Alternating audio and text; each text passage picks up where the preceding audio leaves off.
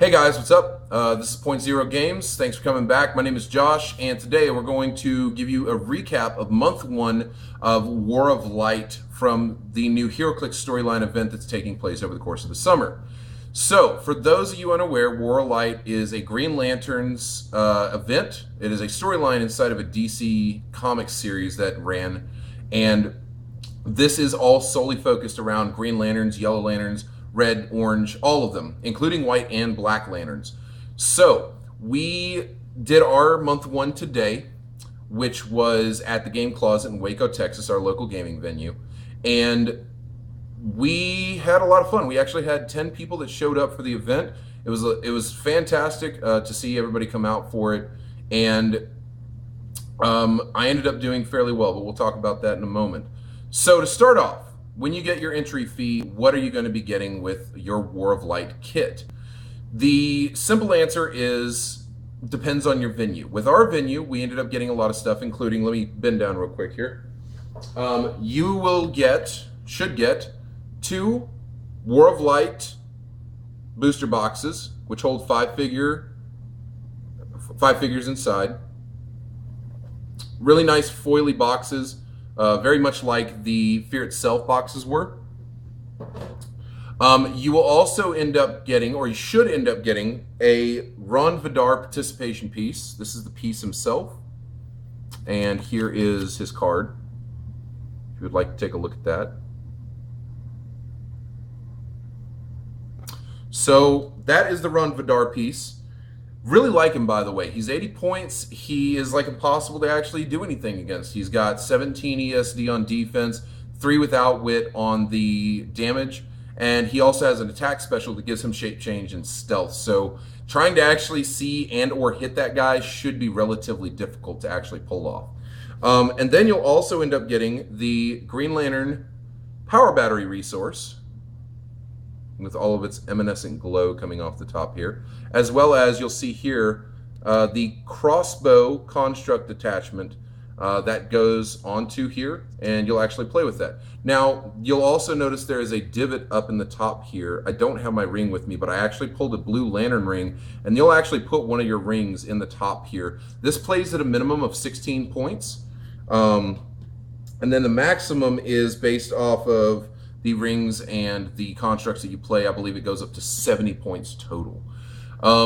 We were allowed to use the resource if we'd like. We got them at the beginning of the event. Usually we get them at the end of the event. But thank you very much to the Game Closet for offering those up to us at the beginning and giving us that extra option to play with. So our event today was a 300-point sealed tournament. So we got 2 of those booster boxes, as well as the resource and the construct object. It is a sealed event, which means that whatever we ended up getting inside of those boosters is exactly what we were able to use. Now, my pulls for the 10 that I ended up getting were a bit disheartening. I was slightly saddened. For anybody that knows me as a Clix player, and you obviously don't, but let me explain. I don't like pieces that are over 150 points in general. 175 is about the max that I'll go. I don't like tent poling pieces. I like building a generally balanced team that uses a lot of tech, which is probably one of the reasons why I lean a lot more towards DC than I do Marvel. With that said, here were my pulls. I ended up pulling a Heroclix, the Hal Jordan version, which, by the way, was broken off of his base when I opened the booster box. So thank you very much, WizKids, for your quality control. I'm sure it wasn't broken whenever you put it in. You just didn't glue it very well. Stop putting shit on flight stands, guys. Please. Figure something sturdier out. I've already got a broken M10 Spider-Man. Like, just figure something out, guys. Next, I have Sade. By the way, Heroclix is a 250-point piece.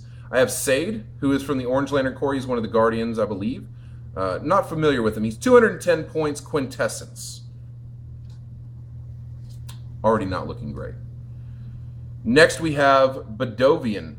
I got 2 of him. He is a Yellow Lantern Corps member. He has 115 points. And he's got a really nifty movement special. When it isn't your turn and no other characters are within 2 squares of Bedovian lines of fire are blocked. So that's actually really cool, and it means that you can't outwit him, you can't prob him or anything like that. So that's pretty nifty, right? Next we've got Brother Him. I ended up pulling that guy. He's 85 points. He's pretty all right. He can use Perplex, but he can only use it to increase combat values, and he can use Enhancement. And adjacent friendly characters also up their range by 1. That's nice. Aricia was my next one, a 75-point piece. Pretty decent secondary attacker with a damage special.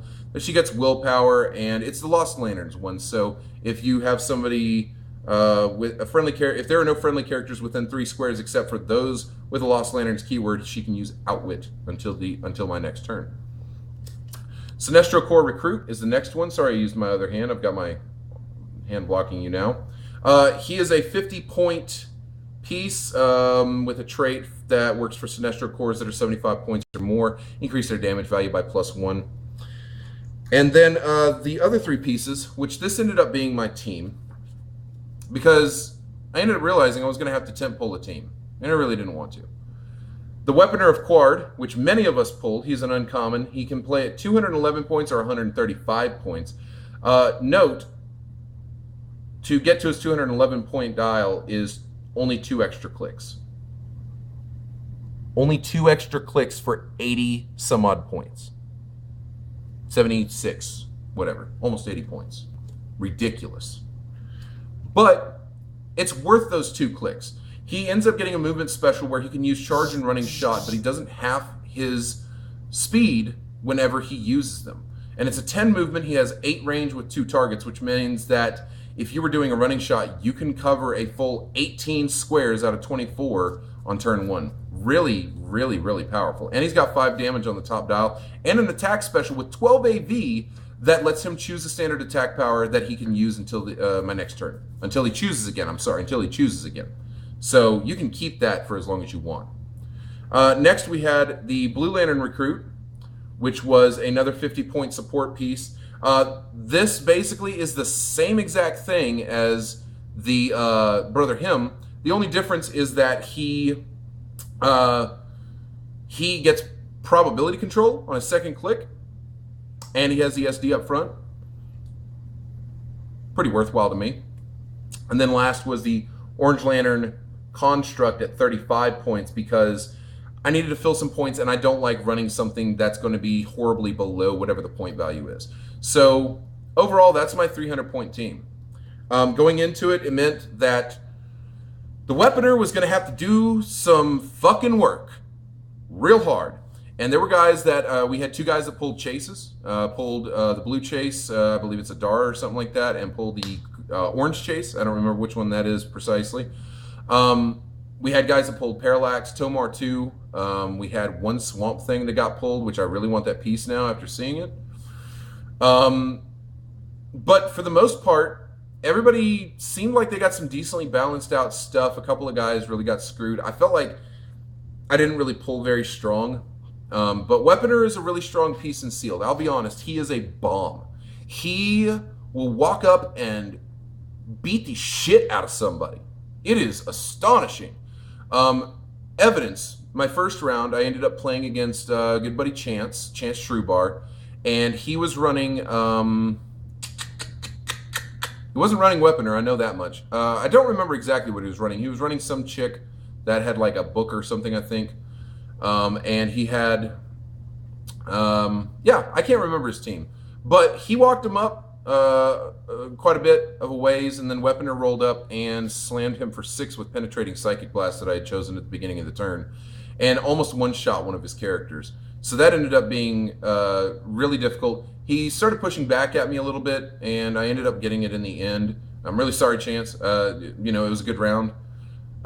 Second round I played against Tyler. Tyler pulled Tomar 2 and Swamp Thing, and on top of which, since he had the scenario pack from War of Light, he was allowed to use the constructs out of that, which perfectly fine. Thing is, with Tomar 2, he has super senses with 18 defense. He had a Green Lantern ring already, which meant he got +1 to his defense, and he was able to get the shield construct, which gave him +2 to his defense from energy shield deflection. So he had a 21 defense. Now 12 AV, not too hard to pull off whenever he rolls his super senses, and then after that I get knocked down to my outwit clicks with Weaponer, and I try to outwit him, and he's got the ability to roll a 4 through 6 on a d6 in order to stop the outwit, and then rolls his super senses whenever I try to hit him again. it basically got to the point, Weaponer just got taken out, and I just moved my shit up so that way it could die, because I don't like to concede matches. Conceding is the worst loss you can ever do, and I'm never going to do that for an opponent, ever. I've done it once, ever. So good round on Tyler. Like, he had a really good tech, like really strong tech. Those two pieces together with the Green Lantern power battery are really strong, and I can't complain about it at all. He just had a really good team and really good pulls on that, and I had good pulls. I couldn't do it after the first hit. And then third round I played against Robert. I don't know your last name, Robert, and I'm really sorry, but I ended up playing against Robert, and that match was really like hard swinging one way and hard swinging another. So I had rolled in with Weaponer. I had hit pretty hard on him, and then he rolled in with. I had actually rolled in on his Weaponer, and I had hit pretty hard on his Weaponer. He rolled in with his Weaponer and hit me back pretty hard too. He also had Carousel, which is the peanut yellow lantern piece that puts out the pack, and that ended up doing a lot of work. He ended up taking out my Orange Lantern construct. That started proving problematic because I was going to use it to tie down some of his stuff. He ended up getting the pack out against my Blue Lantern recruit and ended up just basically nomming his face off. Luckily, I was able to get pack taken out with one flurry off of Weaponer, and ended up taking him down in that one hit. And then after that, I just had a Blue Lantern recruit that he also had, and we just made that, and I made quick work of him. So it was a really hard swinging back and forth match. I ended up losing my two support pieces, and he knocked my Weaponer down to damn near dead.